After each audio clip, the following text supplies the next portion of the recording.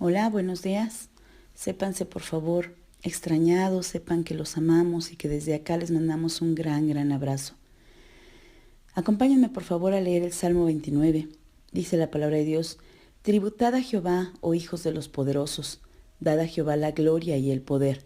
Dad a Jehová la gloria debida a su nombre, adorad a Jehová en la hermosura de la santidad. Voz de Jehová sobre las aguas, truena el Dios de la gloria. Jehová sobre las muchas aguas. Voz de Jehová con potencia, voz de Jehová con gloria. Voz de Jehová que quebranta los cedros. Quebrantó Jehová a los cedros del Líbano, los hizo saltar como becerros, al Líbano y al Sirión como hijos de búfalos. Voz de Jehová que derrama llamas de fuego. Voz de Jehová que hace temblar el desierto, hace temblar Jehová el desierto de Cades. Voz de Jehová que desgaja las encinas y desnuda los bosques. En su templo todo proclama su gloria. Jehová preside en el diluvio, y se sienta Jehová como rey para siempre. Jehová dará poder a su pueblo. Jehová bendecirá a su pueblo con paz. Esta semana, déjenme contarles que ha sido particularmente airosa. Hubo una noche donde literalmente nos levantamos y nos pusimos a grabar por la forma en la que el aire bufaba, por la forma en la que el aire movía los árboles, nos impactó. El comentarista Matthew Henry dice que este salmo pudo nacer de una meditación precisamente en una noche de tormenta, con truenos, con relámpagos, con lluvia, con esos sonidos que impactan al oído. Así como el Salmo 8 nace en una noche de estrellas, cuando David dice: cuando veo los cielos, obra de tus dedos, la luna, las estrellas, o como una meditación de una mañana soleada en el Salmo 19, este salmo particularmente nace en una noche de tormenta. Lo cierto es que cuando la naturaleza se hace oír, el humano tiembla. Y es entonces cuando nos percatamos de lo pequeños e insignificantes que realmente somos ante tanto poder y ante tanta majestad. En estos versículos del Salmo 29, el significado precisamente de majestad, de autosuficiencia y de soberanía de Dios están completamente cargados en el nombre de Jehová. En 11 versículos se repite 18 veces. Y la lectura, el salmista nos invita a darle la gloria debida a su nombre, no como algo que tengamos que darle o que lo necesite, sino que es otorgarle el reconocimiento de lo que Él y solo a Él le pertenece. En la Biblia muchas veces se nos nombra la voz de Dios como truenos. Acompáñenme a leer qué dice Job 37. Y dice: oíd atentamente el estrépito de su voz y el sonido que sale de su boca. Verso 4. Después de ella brama el sonido, truena él con voz majestuosa, y aunque sea oída su voz, no los detiene. Truena Dios maravillosamente con su voz. Él hace grandes cosas que nosotros no entendemos. Y como este versículo, varios nos hablan de que la voz de Dios se escucha como truenos, así como esos truenos que nos impactan, que hacen que se estremezca nuestro corazón, así lo nombra como voz de Dios. Si nosotros seguimos leyendo ese pasaje de Job, es interesante, y ahí en el verso 6 dice: porque a la nieve, dice, desciende a la tierra, también a la llovizna y a los aguaceros torrenciales. Así hace retirarse a todo hombre, para que los hombres todos reconozcan su obra. Las bestias entran en su escondrijo y se están en sus moradas.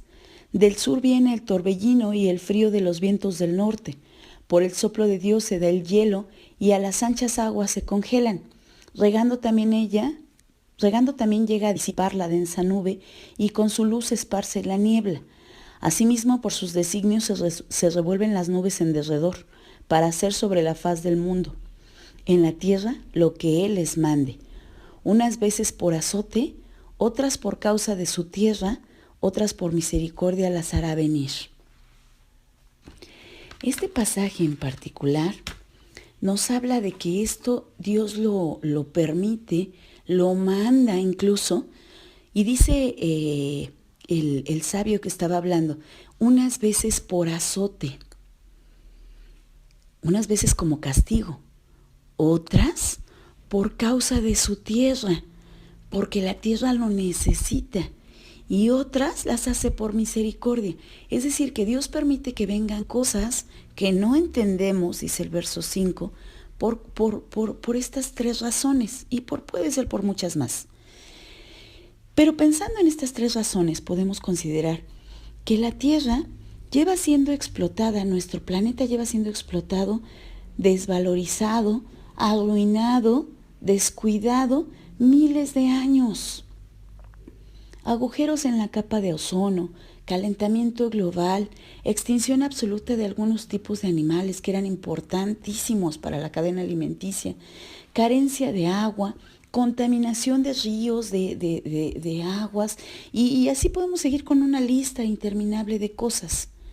Nos hemos permitido, hasta hace muy poco, hasta hace 2 meses, llevábamos un ritmo de vida vertiginoso, todos. Nadie tenía tiempo para nada. Lo urgente, el hecho de tener dinero para poder sobrevivir, le daba prioridad a todo. Todo se movía a través de la economía. La economía era el supremo que todo mundo teníamos que estar persiguiendo. Los países, eso desde la familia hasta todos los países se movían a través del dinero. El dinero era el Dios absoluto, era la prioridad.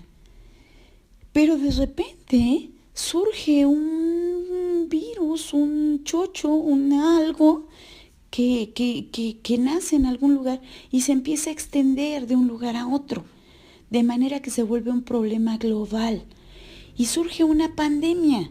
Ni siquiera sabíamos lo que eso significaba, qué cosa era una pandemia. Ahorita hasta los niños nos pueden explicar qué cosa es una pandemia. Y se empiezan a poner normas de conducta que se nos hacen exageradas, que de repente se vieron como actos sin fe.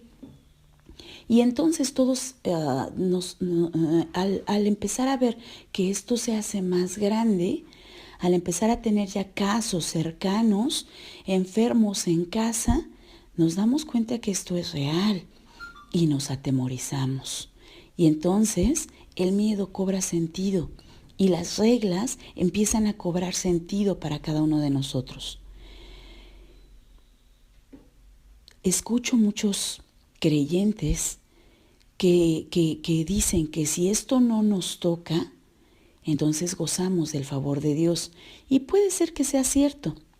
Tener un plato en la mesa, gozar de salud, tener algo que vestirnos, es gozar del favor de Dios ciertamente.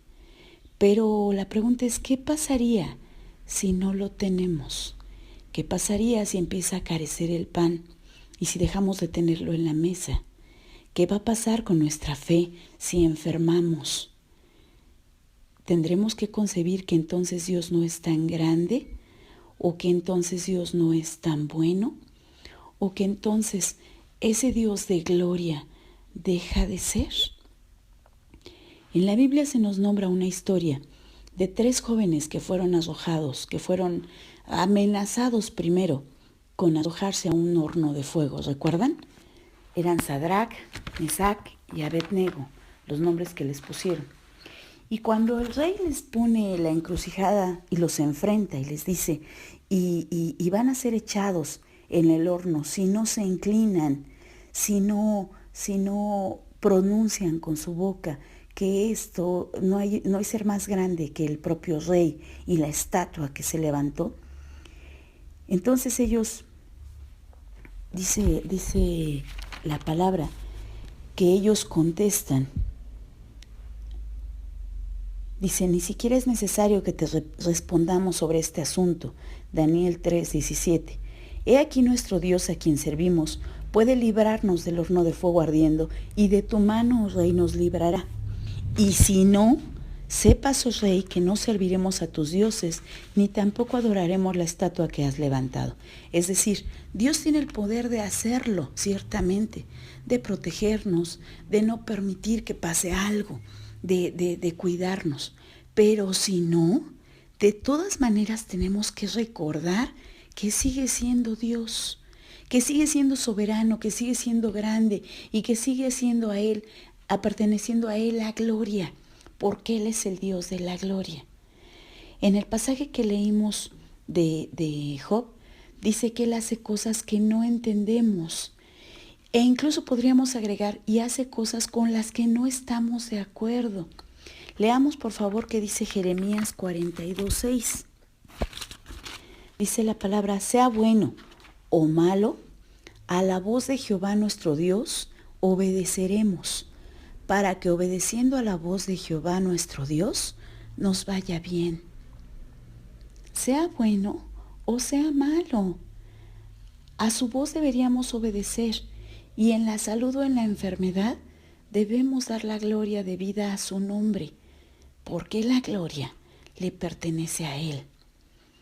Alábale, mi hermano, alábale hoy en la salud, alábale en la enfermedad, alábale con temor, con reverencia, con alegría, alábale en la situación en la que estás, alábale en medio de la tormenta, alábale en la calma. Porque dice el salmo que empezamos a leer, el Salmo 29, que Dios dará poder. El hecho de que tú tengas fe, sabiendo que en la salud o en la enfermedad Él es Dios, te da el poder de saber que no estás solo. Te da poder.